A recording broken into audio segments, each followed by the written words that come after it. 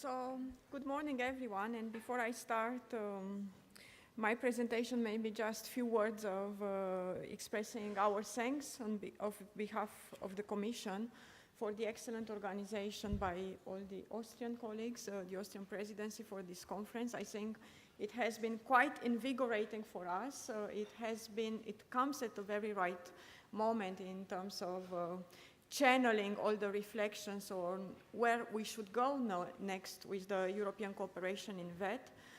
So far, I think we have got confirmation that we are on the right track for many of the things we are already doing, but also some ideas of things that we could do better or new areas to explore and innovate. So maybe I would also like to say that I'm not going to deliver you a vision of the future of VET. I wish I would be in a position to do so.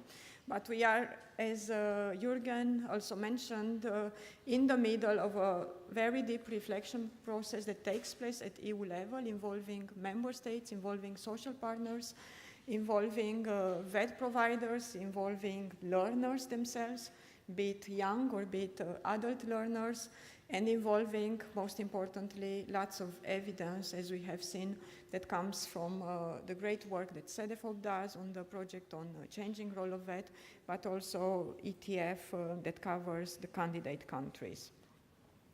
So I will not insist a lot on the context in which we are carrying out these reflections on the future of VET, because I think it has been quite very clearly and convincingly explained by our colleagues, our speakers the day before.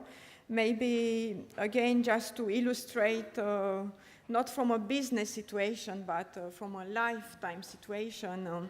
If you imagine you drive your car with your 6-year-old kid, and the kid is telling you, I really want to learn driving a car, and I'm starting explaining, yes, but first you need to become bigger, and then you need to take a teacher, and the teacher will teach you. And on the back of my mind, I am just wondering whether I should start explaining him about all the research and the testing that is carried out with the driverless car, and all these explanations that I'm giving are actually useless in about 5 years' time, or even before he reaches the age to start the driving lesson. So I think it's really, indeed, the speed of change, the transformations that we see, not only in the way we work, but in the way we communicate, in the way we interact socially, in the way we live our daily lives, are tremendous. And of course, this has an impact also on our education training systems. In addition to the digitalization, automation, we discussed a bit, and we have seen clear testimonials from some of the business people that are finding difficult to get apprentices.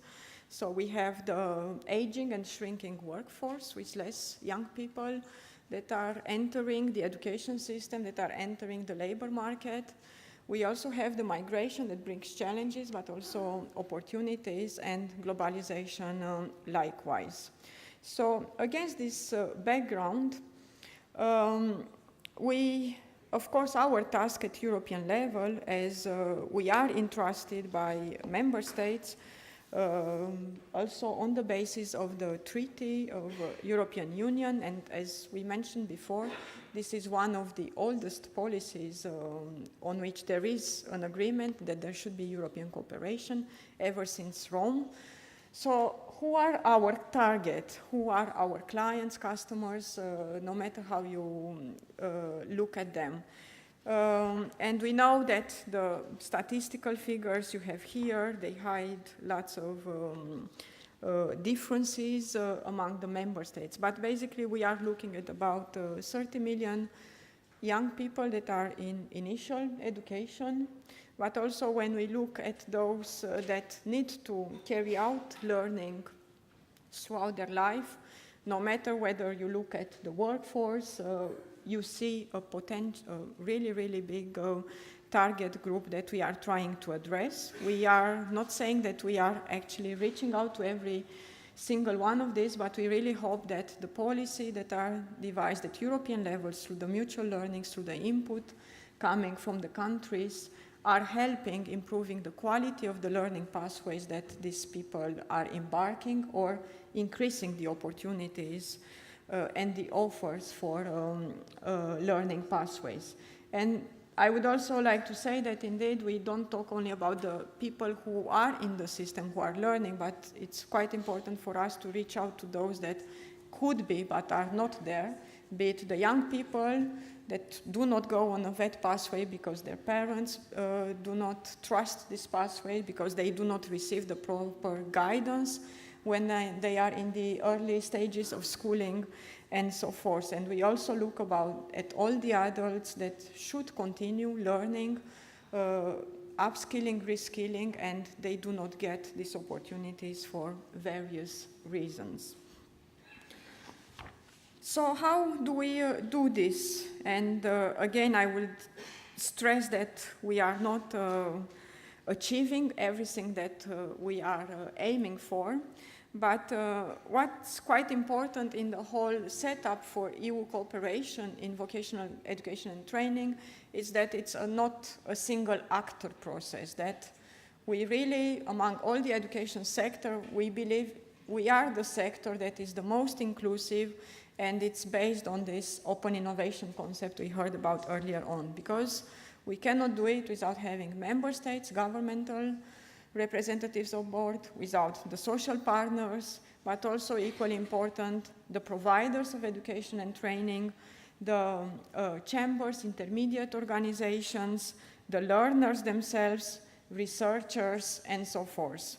So you see that we act in a wider framework, because VET policy does not exist in a vacuum. So we believe it should be strongly linked to the global strategy for Europe, the Europe that we want for 2020 and post-2020. It should be strongly linked to the overarching education training system, should be strongly linked to employment and to social policies.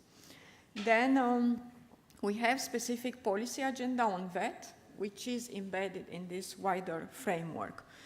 Equally important, it's also that we have a good matching of where we say the priority should be and where the funding goes. Of course, we can always do better, and we know all the criticism that exists in terms of the targeting of the funding, but it's quite important to know that indeed through the ESF, through Erasmus+, also through EASY more recently, we always try to match these policy priorities to the targeted interventions at member states, but also the international cooperation taking place through Erasmus.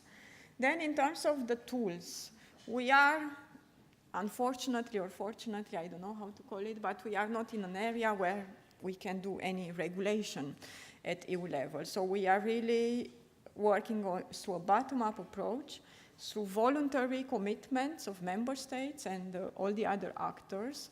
So we have a set of what we call council recommendations. We are not a very prolific sector, because for a few years, the two, let's say, soft legislation initiatives we have are the ones on quality assurance and credit systems in VET. And only recently there was, let's say, a new momentum where we had the new council recommendation on upskilling pathways that focused on the low-skilled, how to provide structured support to people to continue enhancing their basic skills or getting support for accessing, progressing towards higher qualification. We also have more horizontal recommendations, like on graduate tracking, that focuses on how education provider could get a better understanding of what is the outcome of their work, what happens to their learners when they graduate, be it their progression to further education and training, or how they are doing on the labor market, and also broader recommendation like the recent revision of the key competencies. And maybe the one new specific recommendation really targeted on VET, it's the one on quality framework for apprenticeships. And I think this is also quite an important initiative, because it's, again, a bottom-up. The political agreement in the Council by the member states was the result of all the background work that was carried out by social partners of all 28 member states coming up with a shared vision, but then also how this shared vision was then shared with the governments, and then we have managed to reach this political agreement on what should be, let's say, the meta framework that would guide countries in establishing or revising their apprenticeship systems to make sure that they are really good learning pathways for pupils, for learners, but also they bring equal benefits to companies as such. On the policy initiatives, I will come later. So basically, we work also not only through this soft legislation, but also approaches where we try to mobilize stakeholders using known legislative tools and to empower them to take actions in their local communities to spread the messages, to work on these policy priorities defined at European level. And something that has been, I think I heard it so many times throughout these 2 days, it's really the power of mutual learning and the platforms we provide for people from different countries to come together, to discuss common challenges, to discuss how they approach it and get some inspiration that could be then tested out back home. And this takes place with support of Erasmus+, but also through expert working groups. We are setting up also through the peer learning, peer reviews processes that take place at the level of Directors General for Vocational Training and so forth. And last but not least, again, I would really like to insist a lot on the importance that we attach on evidence-based policy making. And this is where we are very grateful that we are one of the only education sector that has 2 dedicated agencies working on it, one focusing on the member states, CEDEFOP, and one focusing on the partner countries, ETF. So we are in a quite advantageous situation, not only we as European level, but also all the policymakers, the practitioners at national level. Also, we work a lot with OECD because we know there could be complementarity between the services we could already provide at EU level and what OECD provides in terms of bringing the comparative element to countries outside EU. So these VET country reviews that we are supporting for some countries, but also the support we provide in developing the new PIAC survey and helping countries financially to join this cycle. And I will maybe say just a few words on new partnerships that we are deepening or establishing with GRC, the Joint Research Center, and with Eurofound, because we know that both in vocational education and training and adult learning, there is a need for more indicators, for more comparative statistical data at European level. So we are trying to use the expertise that exists in these 2 institutions to see how can we capture better the mobility dynamics that exist in vocational education and training, the work-based learning, but also key indicators for adult education. So here you just have a short timeline to remind you, everyone, of the main policy momentums, so to say. So in 2010, you have defined actually the vision for the future VET system that runs up to 2020. In 2015, again, there was an agreement on what should be the priorities to work up to 2020 to deliver on this vision. Nevertheless, what we want to highlight with this slide is that along the, let's say, VET-specific policy processes, there have been wider education training initiatives, but also quite important, the European Pillar of Social Rights. And in any of these processes, vocational education training played a key role. So that's quite, let's say, an important message to take, that we are not an insignificant sector, we are quite a strong sector, and nothing happens without having us on board. On this slide, maybe I will just spend a few words on the policy initiatives that we work. And the European Vocational Skills Week, I guess Joe will speak more about it, but I think it's a perfect illustration of how much you can achieve at European level without going for a top-down approach, because it's really an initiative that was called by the VET providers, by the stakeholders, that we listened to it and then we made it happen.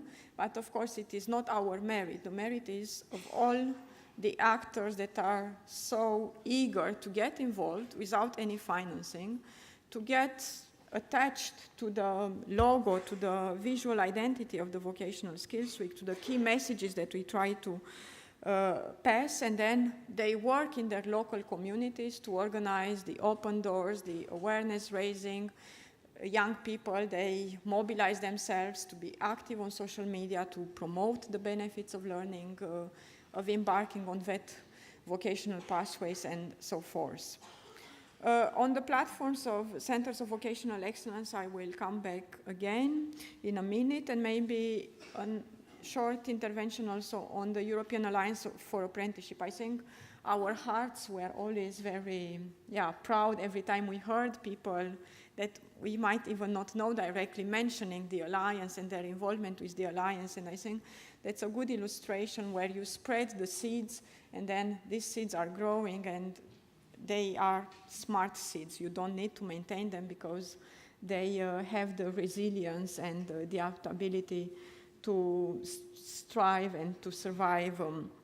And with the Alliance, again, we started in 2013 in Leipzig, and when we started, we were very clear we don't want to start with a legislative approach to it. We wanted to really show that to have functional, attractive apprenticeship systems, you need to have everyone on board. And you need to show the others that are not convinced, not by having someone in the commission telling apprenticeships are really good, but by having an SME manager, multinationals, apprentices themselves, chambers, social partners, telling their peers, their equal partners why they do it and why they embark on these pathways. And it is not surprisingly that now we will be celebrating 5 years again here in Vienna. Many thanks for hosting us. And the interest in this initiative is not decreasing, but every day we have new pledges, we have newcomers, and new interest in joining this apprenticeship community involving wide range of stakeholders. Just a quick reminder to everyone in terms of, what is this policy vision that we are working on as it has been defined, as I mentioned by you. Back when we were working on the Riga, I think there was a clear understanding that we needed to be a bit more focused, maybe not be so ambitious, but have very, very clear, easy to understand priorities. So there was this agreement on 5 priorities.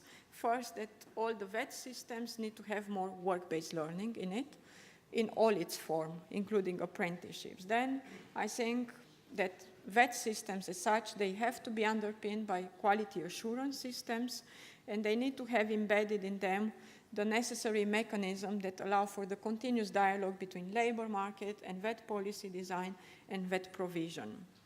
Then, because with the monitoring that CEDEFOP and ETF carried out, we see that indeed the tendency has been in the past decades very much to focus on initial VET, with much less attention being paid to CVET.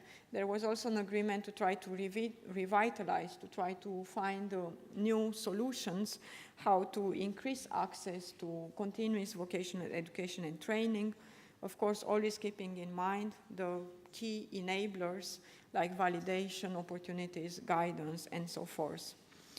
And then the last 2 priorities, I think they came again quite clearly as messages in these 2 days, that we need to broaden a bit the horizon of VET learners to make sure that alongside the job-specific skills, they also acquire a very strong basis of key competencies. And something that has been overlooked in Bruges in 2010, but none of this objective could be delivered without dedicated and well-trained teachers and trainers. So there was this agreement that we will focus more on finding solutions, policy guidance for securing the professional development of teachers and trainers.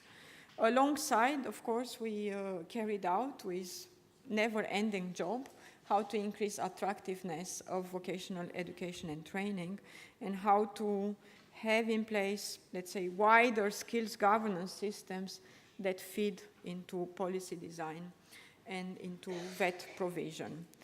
CEDEFOP and ETF, they just carried out a midterm review of how we are progressing towards these priorities. And the key message, which is not surprising, I would say, it's indeed there has been lots of progress.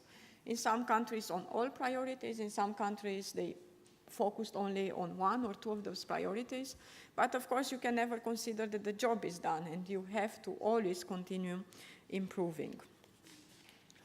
So against the background where we continue our daily work on taking forward the Riga priorities, we also see that there are, through such debates, more and more, let's say, key messages that we have to keep in our minds when defining the proposals for the future of VET and the future of European cooperation in vocational education and training. And I think this very well resonates with what we heard in these 2 days, also with presentation of Jens yesterday. So we feel that there is a need to better balance between these two objectives of fostering excellence and fostering inclusiveness for VET, that in some countries VET is really only linked to this inclusiveness.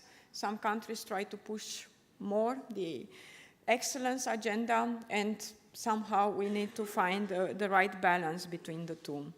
We also see that with the digitalization, with the new mindset of the new generation, but also with the need of increasing the training opportunities for adults, we need to really consider, rethink deeply our VET systems in terms of making them more flexible, more student-centered, and more responsive to the labor market.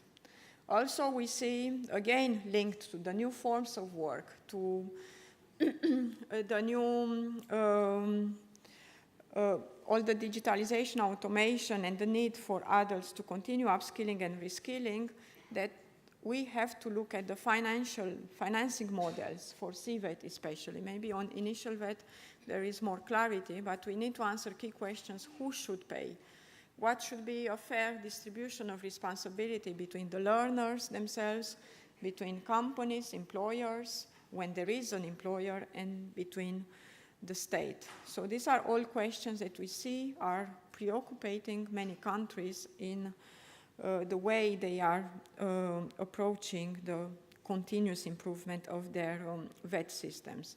And last but not least, we see much, much stronger calls of European cooperation is very much valued, but I think we come at the point where we realize this is not enough. If we want our VET systems to be performant, to be on the world front, then we also need to look beyond EU borders. So we need to enhance the exchanges within Europe with Erasmus and the future Erasmus.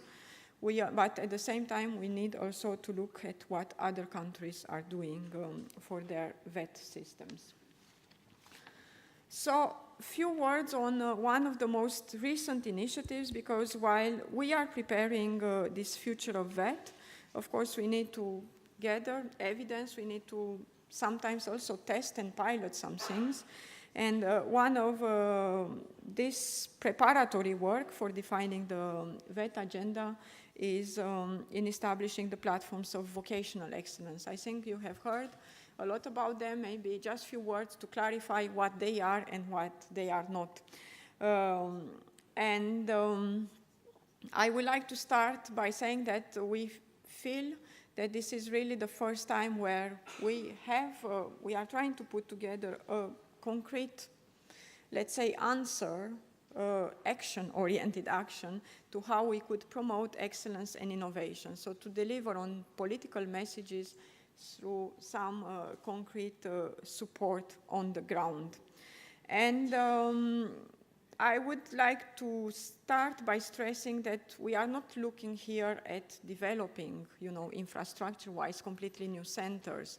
The idea is to look at centers that already exist, that already have behind this concept of excellence, the concept of being very strongly linked to the skills and innovation ecosystems, and provide them the platform for networking in a transnational approach. And with these platforms, we also see that maybe they should not be designed in a very straight jacket, because we should leave some space for innovation and exploration. So we see them that they could either take a sectoral approach, for example, but they could also bring together organizations that are working on specific societal challenges like upskilling, for example, integrating migrants, introducing new learning pedagogies in the VET provision, and so forth. In terms of how we see these centers in an ideal setup, it's quite important for us that they will be very much connected to the national context. So when we use the term centers, maybe it may be misleading, but we want to really highlight that we don't mean here to exclude any type of organization that has a significant role in the delivery and provision of vocational education and training. So both countries that have such regional VET centers, but also countries that are, let's say, dual-based system where the chambers play a key role in their VET governance, should find themselves in this concept. And the aim is that we bring, first of all, on a local dimension, that we connect better these key centers or set of actors to the innovation and economic development actors. So we want them to be working side by side with universities of applied sciences, with researchers, with businesses in developing, delivering on the smart specialization strategy of the region, on the growth strategy of that specific region. At the same time, we want this, let's say, locally embedded centers to also form transnational networks, because this is always strengthening and improving the organization as such. And you have here a list of potential roles that these centers could play.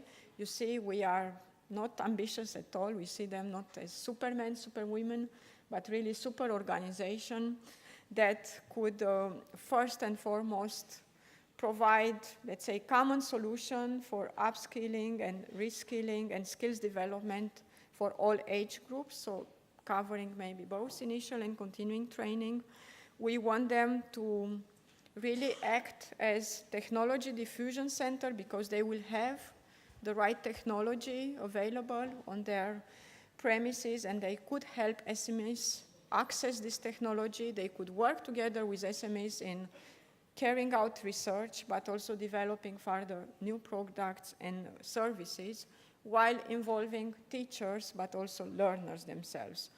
We want them also to spend more time in terms of new pedagogies, experimenting, maybe testing out with project-based learning, for example. And we also want them to look at how can you find the right cost-sharing financial model that would make them sustainable in the future. And last but not least, to have them really very well embedded into the local skills ecosystem. So this is just an example. In terms of how we are going to deliver it, maybe just for your information, it's useful to know that the Erasmus Committee just agreed last week on our proposal that we start piloting them with the 2019 Erasmus call. So there will be about 4 million euro available. You should keep an eye open for that call will be published later in the autumn. And then for next year, for the 2020, we are also proposing that we have a dedicated call that will be a bit broader in approach, so that once the new Erasmus proposal, and provided that on the negotiations in the Council, member states will agree with our vision, and the Parliament, of course, too, then we could have a well-designed, targeted action that will be one of the key features of the new Erasmus program. Maybe now just a few words on the process, because I mentioned we are really part of the ET 2020 wider agenda, education and training agenda, and we work together with the VET stakeholders in preparing proposals that should be ready for adoption together with the broader education training agenda. There is a very, let's say, deep stakeholder involvement process behind, with stakeholder position paper, member state survey, call for an expert panel that I think all of you have received. We distributed it recently. And the idea is to bring everything together for a broad education training proposal that will also include the agendas for VET and adult education. On the ACVT opinion, it has been mentioned a lot, maybe again just to thank the Austrian presidency for providing further input in the design of this opinion, and we hope we have done lots of work on the vision. You have here the key elements of the vision. Now our homework is to work more on what you want us to do at European level. And I will not mention a lot, but on ESF, the future programs, ESF Plus, where the plus went from Erasmus, just to highlight that 3 out of the 11 thematic priorities relate to education and training. And we have also taken a different approach compared to the current program, because we go not by education sector, VET, higher education, but we go by life stages. So there will be also a specific priority looking at upskilling and reskilling. On the Erasmus Plus, I think you are all aware of the key features that we propose in the new program. I will not insist on them, and just finalize by saying that we were very happy with the outcome of the Slido yesterday, and I think our commitment now is that we should work together with you in delivering on these key elements of the future VET systems. Thank you very much.